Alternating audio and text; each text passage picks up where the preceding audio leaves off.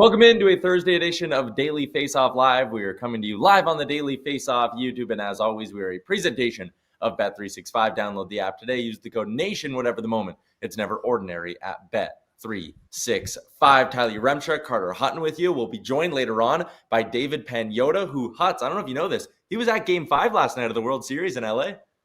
Was he? Oh man, I'm going to, as I start to hear more people going to games, I was looking up tickets. I was like trying to justify it to my wife, like Game 6, but honestly on Halloween with young kids, like no chance I'm going to get the green light for that. But at least we got to catch Game 7, Ty. What a memory we'll always have.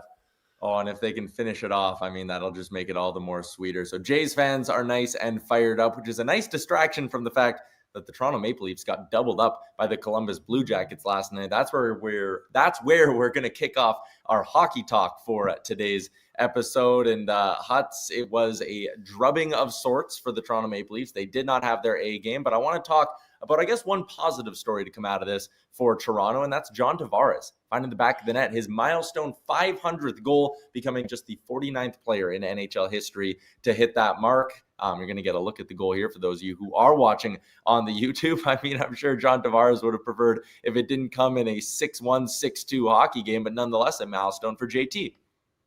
You know, you could see the goal go in and just his reaction. There wasn't the jubilation there normally would be in a certain situation of a game where you're scoring a bigger goal in a tighter game. It's 6-1. He gets a goal. It's a great play by Matthew Nyes here. You know, it was a tough game last night. Again, I think this is a team in Columbus that is dangerous. I thought they played very well. They held the fort, but it was their depth players that got it done, right? You look at Sillinger, 2-1 last night. Matthew Olivier, who's known for throwing the knuckles at time. He was 1-3 with 4 points, and Charlie Coyle, 4 assists. So it wasn't the regular cast of guys for the Columbus Blue Jackets. It was other players getting the job done. And for the Toronto Maple Leafs, they need Joseph Woll back. Like, Caden Primo is a good goalie. I like him, but the lack of Joseph Woll right now to insulate Anthony Stolarz. We saw it last year a ton for them. They won a ton of close games where they were outplayed and their goalies were awesome. They need their goalie back, and right now I think they're feeling the blow of that.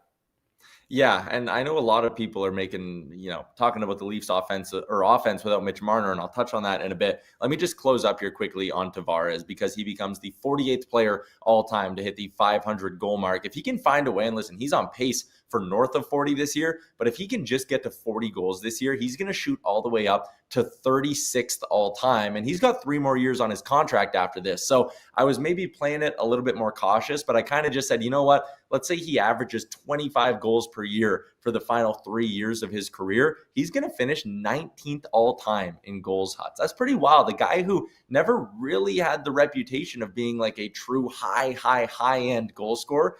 Longevity, that certainly helps in this conversation, but for him to potentially be a guy who's top 20 all time in goals, considering the era he played in as well, wildly impressive.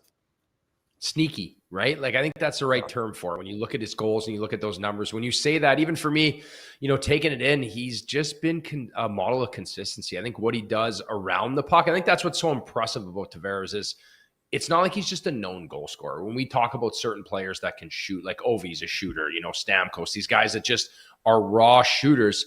He does so many things around that with inside his leadership, but he also goes to the hard areas. He's sneaky talented. And the fact of the matter is he's been like through a lot too with the move out of the Islanders and where he's at. And I haven't seen his game drop off a ton. Yes, his skating has never been the most elite, but he does all his work along the boards in front of the net. He's a smart player. He goes to the tough areas and he gets rewarded for it. So it's been a kudos to him. And again, we'll have to see he can stay injury-free here down the stretch of the last run of his career where he finally ends up on that total goal-scoring tally. Yeah. Now let's talk a little bit more about the Leafs. First off, Columbus 6-4. They're off to a very, very good start. I think they're a team that can continue to be in the playoff conversation. And Elvis Merzlikins is having a great start to the season as well. So if you're a Blue Jackets fan, I think you're feeling pretty good as the calendar flips into the second month of the season. For the Leafs, a lot of talk. It's like, oh, no Mitch Marner. Who's going to feed Austin Matthews the puck? All of this stuff. But Huts, it's not their offense that's been the issue here. And I threw up some of the numbers here. 5-on-5 shots, 4 per 60. Top 10 in the NHL, they're 7th. 5-on-5 scoring chances, 4 per 60. 16th in the NHL. So that one's average. But goals for at 5-on-5, they're 5th in the league. It's really more of just a power play issue for them. They're 29th in the NHL in power play percentage. So if they can figure out the power play, the goal scoring is going to keep going. But you look at the goals against, They've played 11 games this year, and in 4 of them, they've allowed 5 or more goals. You are not going to be a successful NHL team if 33% of the time you are allowing 5 or more goals. Yeah, it's just not sustainable. And again, with the power play, is that I know we're outside that 2-week window Austin Matthews led us, but is this the lack of Mitch Marner on that power play creating offense where they're at? And there's going to be adjustments. I guess for me, the worrisome factor is defending in their own end. When this is a Craig Berube coach team who went out and they added Waugh, they added Dakota Joshua, they added some big ends. They got Carlo last year. They have Tanev now. They have McCabe, who's in that shutdown role. They have a big decor, and the way Craig Berube coaches is in that non-negotiable area of when we are going to defend and how we're going to defend. And something I thought they started to implement into their game last year, where this is a team that wanted to get over the hump and wanted to be a playoff-ready team, not just this high-powered regular season offensive team. But it gets worrisome when things are out of whack like that. I know Tanev's out right now. I think there's a few holes in that lineup they need to fill. But again, I got to circle back to Joseph Woll, and I think that just the relieving of pressure. And I think for Elvis Merlikins on the other end, you're seeing that now. He has Jack Greaves. They have the 1-2 punch. There's a little protection. Right now, Anthony Stolarz has nothing. And again, he's never been the outright guy to play a ton of minutes.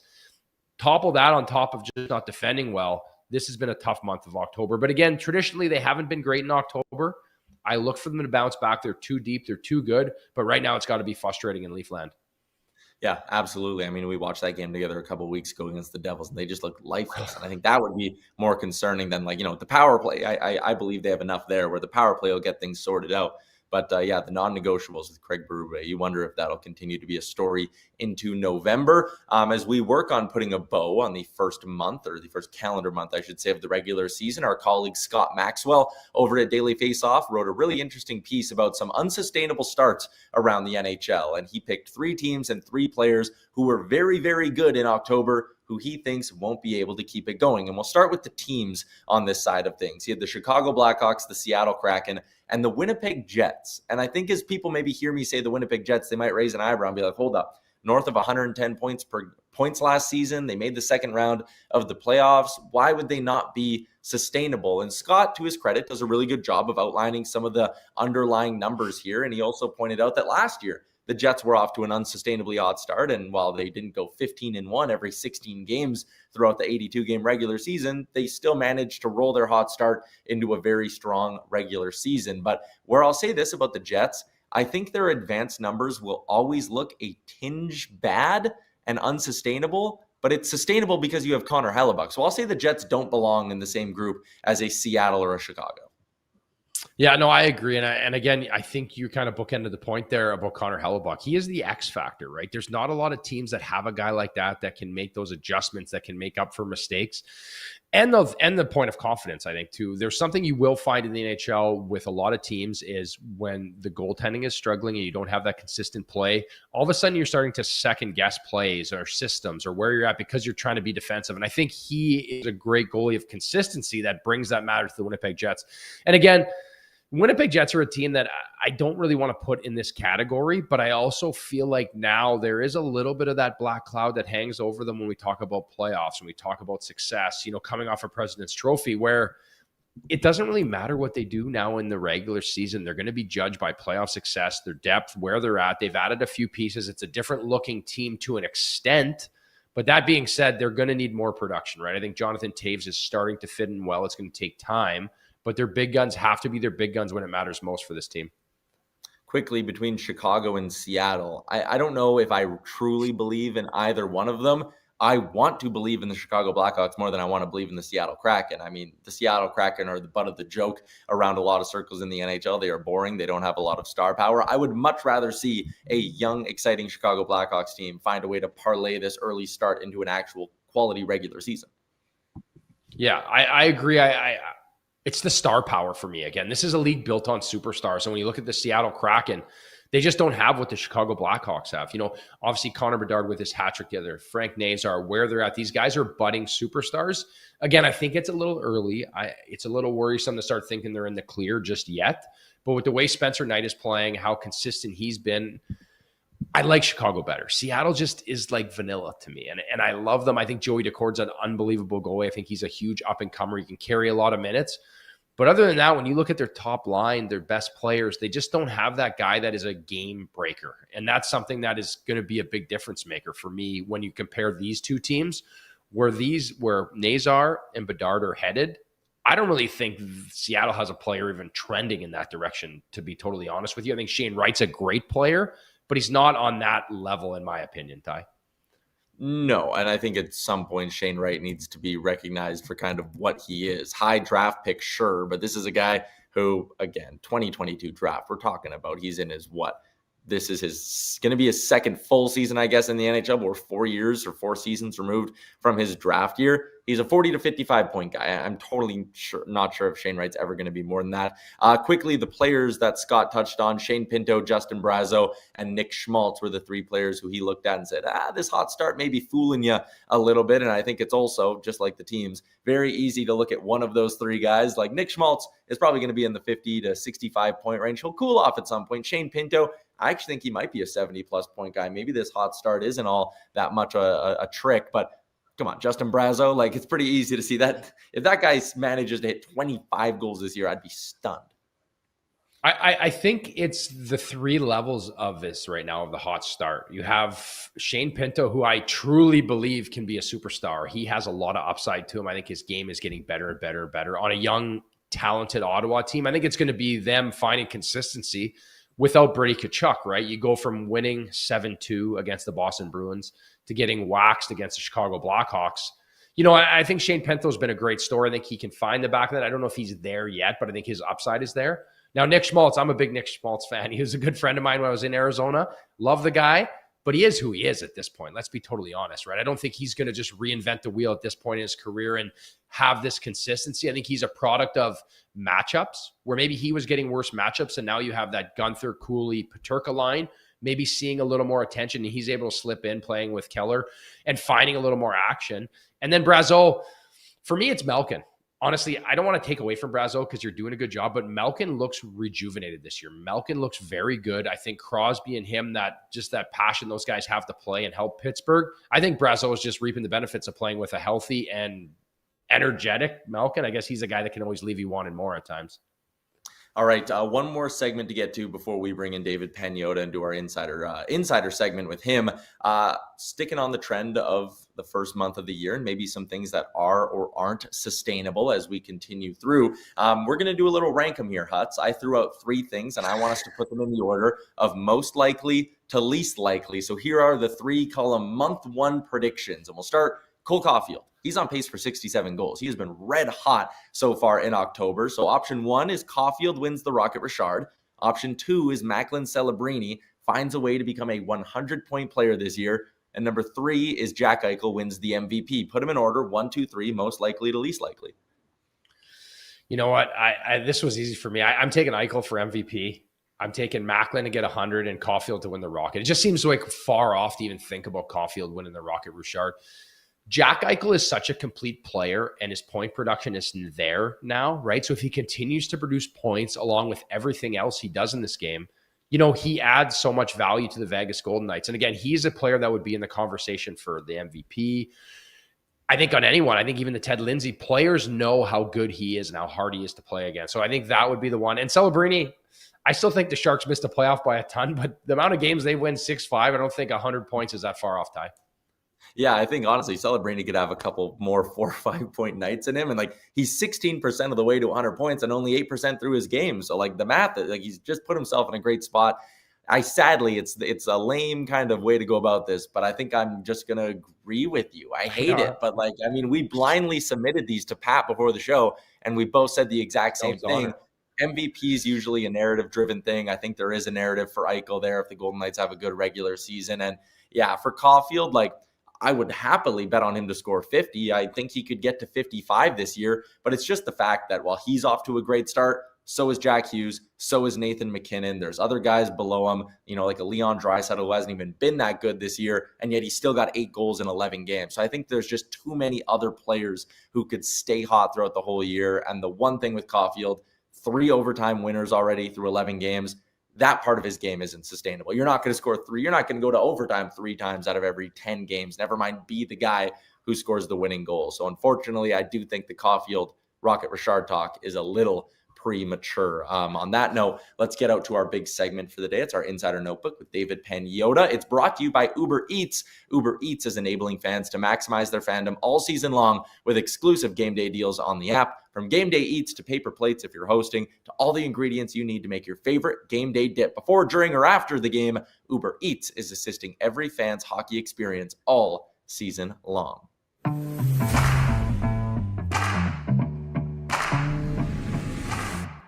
As we welcome in David Pagnotta, who's joining us live from Los Angeles on the heels of Game 5 of the World Series. How great was it to be there as a Jays fan?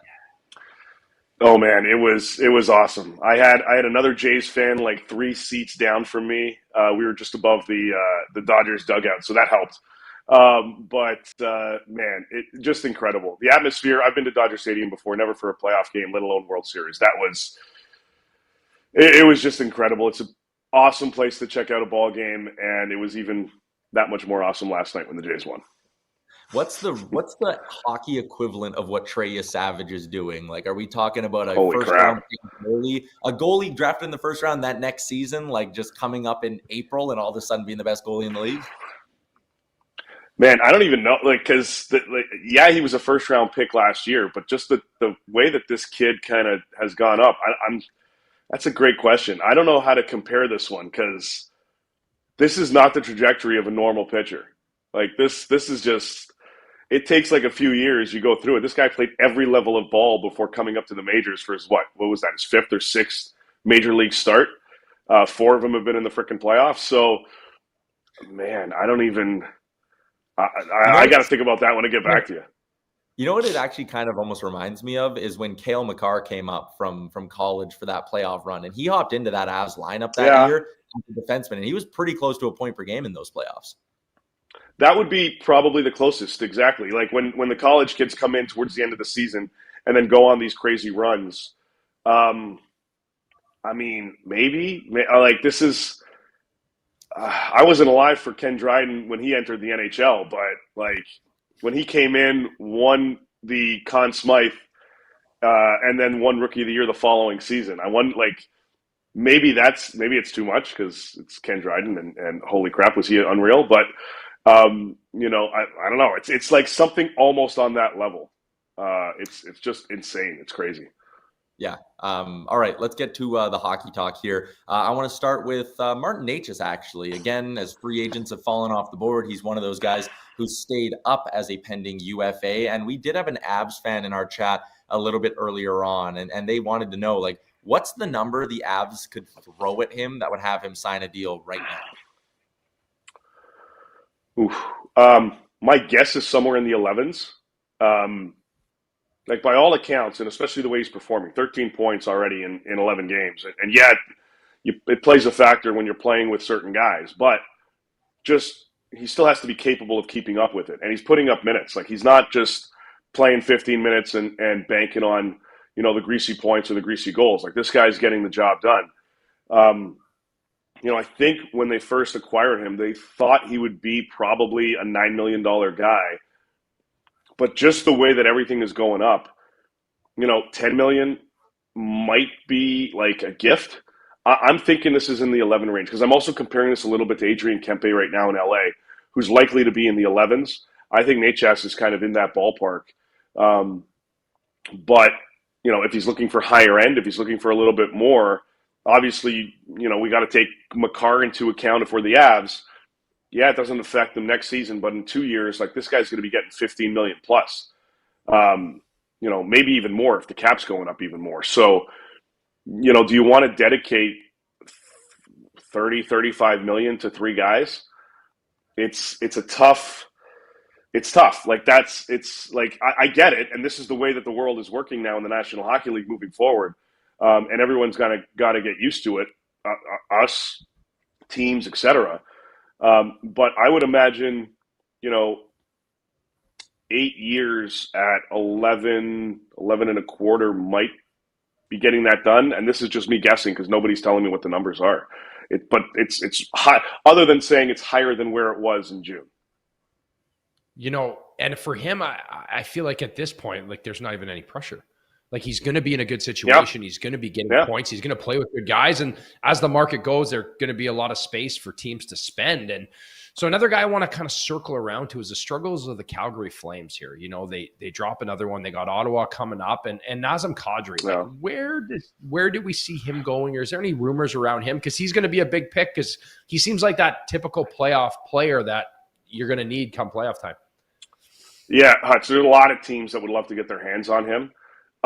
But this is a delicate situation. I know because Calgary's in the crapper right now, everyone's going to zero in on them and say, well, it has to be Kadri. Like, obviously there's Rasmus Anderson, and he's got a few teams that he would go to in terms of signing an extension right away.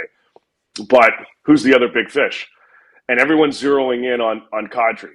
And then with the everyone thought he had at the start of the season a full no move, but it's a 13-team no trade list that everyone thought kicked in next season. No, it's now. So those elements have escalated, A, the speculation, and B, the inquiries. The thing is, he's got 3 more years left on his contract, and he really does, him and his family really do like being in Calgary. So this isn't a scenario where, he's on an expiring deal or there's another year left on his contract, and the Flames, given their situation, may have to escalate things and strike while the iron's hot, so to speak. They've got time. Unless someone is going to overpay for Nazim Kadri, he's probably staying in Calgary. And that's the good thing from Craig Conroy's perspective. Their GM is, I don't have to do this now. I don't have to do this next season. I don't have to do this the season after that. So if you want this guy right now for your cup run/runs, you're going to have to pay a premium. Really, the guy I'm looking at in Calgary, again, outside of Rasmus Anderson, because by all accounts he's getting moved this season, is Blake Coleman. Another year on his deal. He's been there before. He's won cups. He's brought in by Tampa to be that third-line guy with others. He's an energy. He's a spark guy. He's not afraid to get dirty, especially come playoff time. Like, that's the guy that I look as more likely to be moved than a guy like Kadri right now. It's not to say they both can't. And if the offers aren't good for Coleman, then obviously Calgary's going to hold on to him because he's got term. But that's the one that I think might be more palatable to move and to acquire as well, because the cap hits lower.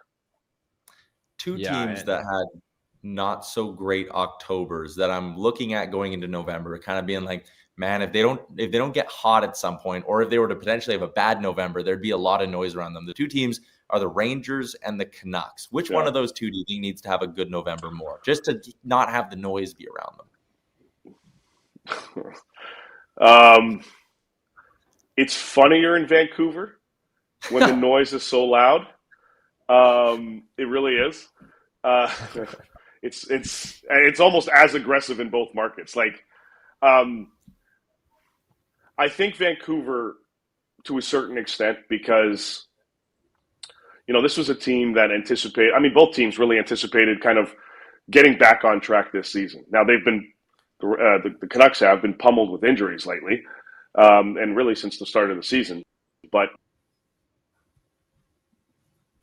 I think we might have lost him there, Ty. We might have lost Dave. I did like how he said funnier in Vancouver, because it is funnier in Vancouver. It does feel, there he is. There he goes. I was going off your Canucks fans, because it feels that way. Yeah, well, they're already coming after me. So,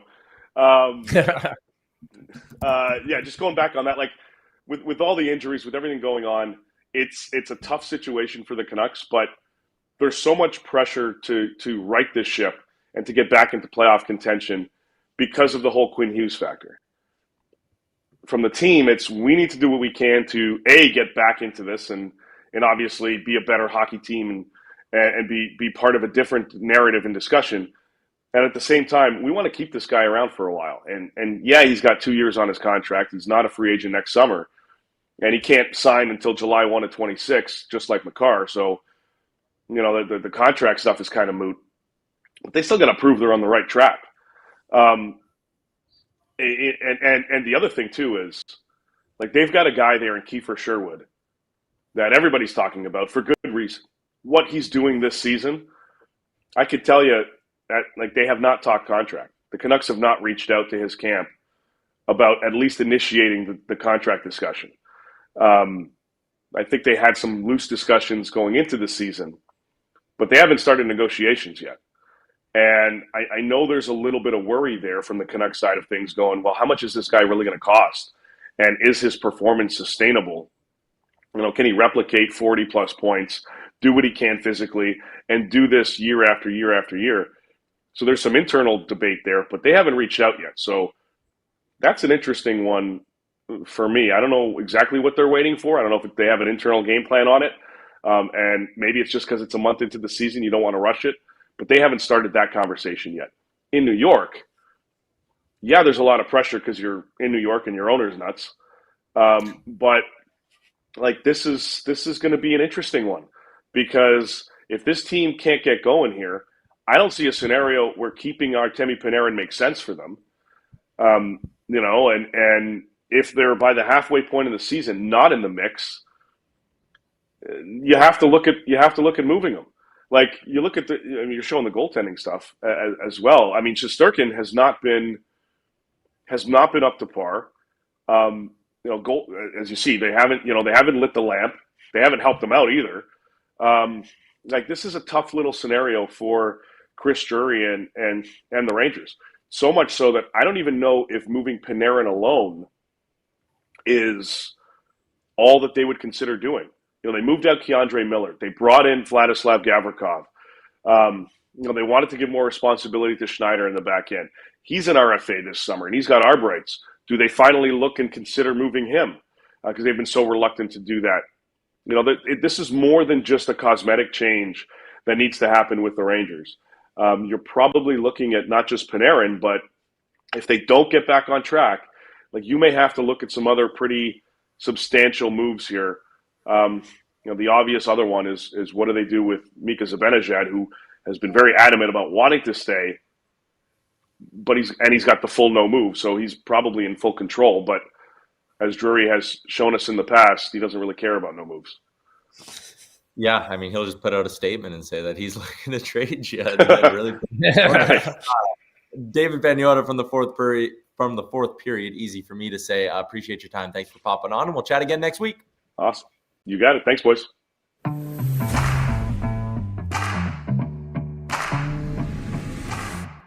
Huts, and maybe I'll just throw you that question for the Ask DFO there. But like when you look at this Rangers team, they just can't seem to get both parts of their game on track at the same time. Like you look at Shesterkin, he had a really good run, allowed 1 goal against Edmonton, allowed 2 goals against Toronto, 2 goals against Minnesota.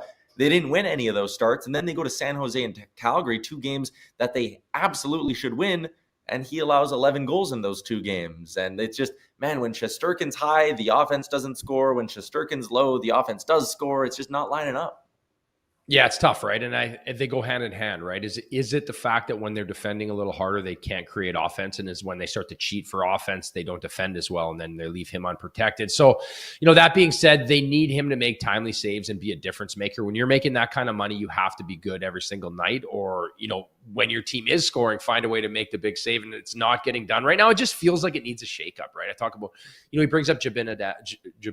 Oh my goodness, I'm sputtering out today, but he's been there a long time, right? Sometimes it's a change of pace. You have Perreault in the minors. Like, is it better to get him up and get him some reps? You see all these other young guys, and I think it's just time for a little bit of a change. And I don't know if it was the coach or it's just the personnel, but where they're at right now, it's been thoroughly disappointing, I think, for the Rangers. The worst thing they could do is wait until they're like 5 games below 500 and then call up Gabe Perreault and be like, hey, no pressure, kid. Kind of need you to wake up our offense. Yeah, and here's a brutal feeling. The dressing room sucks right now. We're struggling, but here you go. Here's your first NHL experience. I agree. I think when that happens, it's always a tougher landscape where you can bring him in when he's a little bit more protected is important for a young guy. And if you turn over a puck, JT Miller is going to be screaming at you in the locker room. I think I'll stay in Hartford. I'll keep riding the bus, actually. I'm good. Let's get to our daily bets brought to you by Bet365. Download the app today. Use the promo code NATION. Whatever the moment, it's never ordinary at Bet365. Last night, did anybody win? I lost. I needed one more Boone Jenner shot, I think. I keep missing these damn things by one shot on net. It's driving me insane. Yeah, no. Actually, Carter did. Oh, this is the wrong one here, of course. I could fill in what I had yesterday. I had the Johnny Tavares anytime goal plus 170. They got kicked, but Johnny got one for me. That's a big win for Carter, who I think moves into first place. So Pat and I are looking to bounce back here tonight. I really need a win. I am ice cold right now. So I'm going to keep it simple. I'm moving away from my shot prop parlays, and I'm just going to go Devils puck line against San Jose. It's plus 110. Like that I'm getting this at plus money. I think, again, Markstrom's probably a goalie who's due for a really good game. So I'm just keeping it simple. Devils on the puck line against a bad team. Devils also had their winning streak snapped, so I like them in like that little bounce back spot. Devils puck line. Pat, what do you got? Well, this is still the wrong one, so we're having quite the day today, I guess, computer problems. But let's just pick one on the fly here because I can't actually remember mine. We're going to go Penguins on the money line at plus 140 because that's the first thing I saw. And the Penguins, the Wild have been struggling. The Penguins are rolling. What a day we're having, guys. Hey, we're doing a live show. We got to read and react. We can get by. I'm staying with the JTs. I had John Tavares last night. Now we're going to go to Winnipeg. I'm going Jonathan Toews anytime goal plus 320 for Jonathan Toews. I'm going to buy that all day. Stay hot, Hutz. Stay hot. Love it. All right, boys, let's wrap up the show with a little bit of garbage time. And I wanted to give some attention to this story. Brad Marchand going to be stepping away from the Florida Panthers, and it's for a both heartbreaking and good cause. He's returning to Nova Scotia to serve as a guest coach at a tribute game honoring the life of his longtime friend and trainer's daughter who died last week after cancer. So JP McCallum was the guy who lost his daughter Selah, and there was a great Instagram post about it. They're doing a charity raffle as well. Maybe Pat, we can find a link and throw it into the chat for people. Marchand donated some stuff to the draft, and then he's actually going to go coach in this tribute game as well. So Marchand stepping away. Here's a video of it from the game, but he stepped away from the Panthers for a good cause. Yeah, it was great. It just goes to show you, and Marchand spoke up the other day on his social media. He was interviewed at the game. Just about, the community of hockey and how strong it is. And, obviously it means a lot to him being from the East Coast. And, we've seen that obviously a lot with Nathan McKinnon, Sidney Crosby, and Brad Marchand, how strong and competitive and together that East Coast hockey alumni are. So, for him, it's a big moment. It's nice that he was able to step away and do that. Obviously a veteran guy. So it's sad to see, but good on him for doing it.